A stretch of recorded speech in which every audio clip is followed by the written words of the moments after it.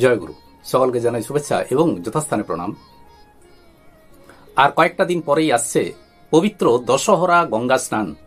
তো এই দশহরা কবে 2025 সালে অর্থাৎ এই বছর বাংলা 1432 বঙ্গাব্দে দশহরা কবে, দিন তারিখ কবে, এ নিয়ে ইতিপূর্বে একটা ভিডিও নিয়ে এসেছি। তো তবুও আরেকবার মনে করিয়ে দিই যে শ্রদ্ধেয় শ্রী বেণীমাধব শীল মহাশয়ের ফুল পঞ্জিকা অনুসারে বলা হয়েছে। দেখুন, বাংলা 21শে জ্যৈষ্ঠ, ইংরেজি 5ই জুন, জুন মাসের 5 তারিখ 2025 সাল, বৃহস্পতিবার। এই দিন শ্রী শ্রী গঙ্গা পূজা ও দশহরা। ফুল পঞ্জিকায় দেখুন বলা হয়েছে এই দিন অর্থাৎ দশহরার দিন গঙ্গা স্নান, গঙ্গা পূজা অবশ্যই কর্তব্য। যদি আমরা করতে পারি তাহলে অতি ভালো। আর যদি গঙ্গায় স্নান বা গঙ্গা পূজা ওখানে যেয়ে অর্থাৎ গঙ্গা নদীতে গিয়ে আমরা যদি নাও পারি, তাহলেও বাড়িতে বা সামনে পুকুরে, নদীতেও আমরা যদি শাস্ত্রবিধি মেনে, শাস্ত্রবিধি অনুসারে স্নান, পূজা ইত্যাদি করে থাকি, মা গঙ্গার উদ্দেশ্যে পূজা করে থাকি, তাতেও আমরা অনেকটাই ফল লাভ করতে পারি। তো পঞ্জিকায় দেখুন বলা হয়েছে স্নানের সময় এই দিন প্রাতঃ 5টা 48 গতে, সকাল 5টা 48 মিনিটের পর এবং রাত্রি 3টা 23 মিনিটের মধ্যে হস্তা নক্ষত্রযুক্ত দশমীতে 10 জন্মার্জিত 10বিধ পাপক্ষয় কামনাপূর্বক গঙ্গা স্নান কর্তব্য। তো স্নানের সময় হলো 5টা 48 মিনিট, সকাল 5টা 48 মিনিটের পর এবং রাত্রি 3টা 23 মিনিটের মধ্যে। আজ এই দশহরা তিথিতে গঙ্গা পূজা, গঙ্গা স্নানের মাহাত্ম্য এবং গঙ্গা স্নানের যে বিশেষ মন্ত্র, সেই মন্ত্রটি কি, আজ এ নিয়েই পাঠ ও আলোচনা করব। শাস্ত্রে বলা আছে এই দিনে অর্থাৎ এই দশহরার দিনে শ্রী শ্রী ভগীরথ সগর রাজার সন্তানদের মুক্তি লাভের জন্য মা গঙ্গাকে এই মর্তে নিয়ে আসেন এবং কপিল মুনির আশ্রম পর্যন্ত তিনি নিয়ে আসেন। শাস্ত্রে বলা আছে এই দশহরা তিথিতে আমরা যদি গঙ্গা স্নান, গঙ্গা পূজা, গঙ্গা স্তব ইত্যাদি করি, তাহলে আমাদের 10বিধ পাপ ক্ষয় হয়। ভক্তির সাথে, শ্রদ্ধার সাথে মা গঙ্গার আরাধনা করলে আমরা অশেষ ফল লাভ করতে পারি। শাস্ত্রে বলা আছে যে এই দিন মা গঙ্গার পূজা আরাধনার সময় 10টি ফল, 10টি ফুল এবং 10টি প্রদীপ দিয়ে মা গঙ্গার পূজা করতে হয়। এই স্নানের ফলে, এই স্নানের যে কি মাহাত্ম্য, এ সম্পর্কে বলা হয়েছে আমরা মানসিক, শারীরিক দিক থেকে 10 রকমের পাপ থেকে মুক্তি লাভ করতে পারি।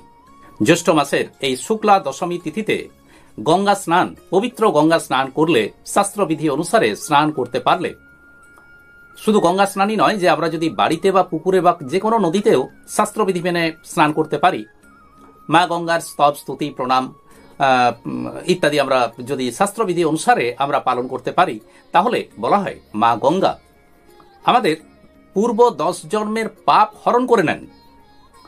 বাড়িতে গঙ্গা স্নান করার সময় সেই জলের মধ্যে যদি আমরা গঙ্গার জল একটু মিশিয়ে নিতে পারি, কিংবা যাদের পক্ষে কুম্ভ মেলায় যাওয়া সম্ভব হয়েছিল, বাড়িতে কুম্ভের জল যদি আছে, তো সেই জল মিশিয়ে আমরা যদি স্নান করতে পারি, স্নানের পর অবশ্যই এই পবিত্র তিথিতে, এই পুণ্য দিনে আমরা অবশ্যই জলের অঞ্জলি, গঙ্গা স্নানের সময় বা পুকুরে, নদীতে স্নানের সময় সেই জলের অঞ্জলি ভগবান এবং আমাদের মৃত পূর্বপুরুষদের উদ্দেশ্যে আমরা অবশ্যই নিবেদন করব। আর গঙ্গা স্নানের ক্ষেত্রে বা যে কোনো নদী বা পুকুরে যদি আমরা এই তিথিতে স্নান করি, তাহলে স্নানের সময় অবশ্যই স্নানবিধি মেনে চলতে হবে।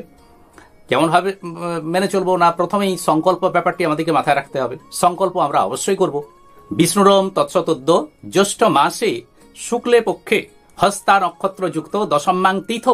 এবার নিজের গোত্র এবং নিজের নাম বলার পর 10 জন্মার্জিত 10বিধ পাপক ক্ষয় কাম গঙ্গায়াং স্নানমহং করিচ্ছে, এই সংকল্প মন্ত্র বলার পর আমরা যেভাবে গঙ্গা স্নানের জন্য যে শাস্ত্রবিধি রয়েছে, প্রথমে ভৌম স্নান ইত্যাদি ইত্যাদি, এরপর এই মন্ত্রটি পাঠ করব। ওং অদত্তা নামু পাদানাং হিংসা চৈবা বিধানত পরদারোপ সেবাচ কায়িকং ত্রিবিধং শ্রিতম পারুষ্যাম নৃতঞ্চৈব পৈশূন্যঞ্চাপি সর্বসহ অসম্বন্ধ প্রলাপশ্চ বাংময়ং সচতুর্বিধম পরদ্রব্যেশ ভিধানং মনসা চিন্তা নিষ্ঠনন বিততাভিনিবেশস্য ত্রিবিধং কর্ম মানসম এতানি 10 পাপনি প্রসমং জান্তু জাহ্নবী। স্নাতস্য মমতে দেবী জলে বিষ্ণু পদোদ্ভবে শ্রদ্ধায়া ভক্তি সম্পন্নে শ্রী মাতর দেবী জাহ্নবী। এই মন্ত্র পাঠ করার পর বিষ্ণু পাদার্ঘ মন্ত্র পাঠ করব। তারপর আমরা জানি যে 2 হাতের আঙুল দিয়ে চোখ, নাক, কান, মুখ বন্ধ করে তারপর 3 বার, 5 বার, 7 বার ইত্যাদি আমরা ডুব দেব। এবার আমরা মন্ত্র পাঠ করব। ওং গঙ্গা গঙ্গেতি যো ব্রুয়াদ যোজো নানাং শতৈরপি মুচ্যতে সর্ব পাপেভ্য বিষ্ণু লোকং স গচ্ছতি। ওং পাপহং পাপ কর্মাহং পাপাত্মা পাপ সম্ভব ত্রাহি মাং পুণ্ডরিকাক্ষ সর্ব পাপ হরো ভব। এবার গঙ্গা স্তব পাঠ, মা গঙ্গাকে প্রণাম নিবেদন ইত্যাদি। তো আমরা জানি যে গঙ্গা স্নানের ক্ষেত্রে বা যে কোনো নদীতে স্নানের ক্ষেত্রে স্রোতের অভিমুখে এবং বদ্ধ জলাশয়ের ক্ষেত্রে সূর্যের দিকে মুখ রেখে নাভি পর্যন্ত জলে নেমে আমরা স্নান করব। তারপর সবশেষে স্নানের পর আমরা ক্ষমা মন্ত্র পাঠ করে নেব। ওং যদক্ষরং পরিভ্রষ্টং মাত্রাহীনঞ্চ যদ ভবেৎ পূর্ণং ভবতু তৎসর্বং তৎপ্রসাদাৎ সুরেশ্বরী। বাড়িতেও আমরা এভাবে বাড়িতে তোলা জলে মা গঙ্গার জল মিশিয়ে বা কুম্ভের জল যদি থাকে সেই জল মিশিয়ে আমরা এইভাবে স্নান করতে পারি।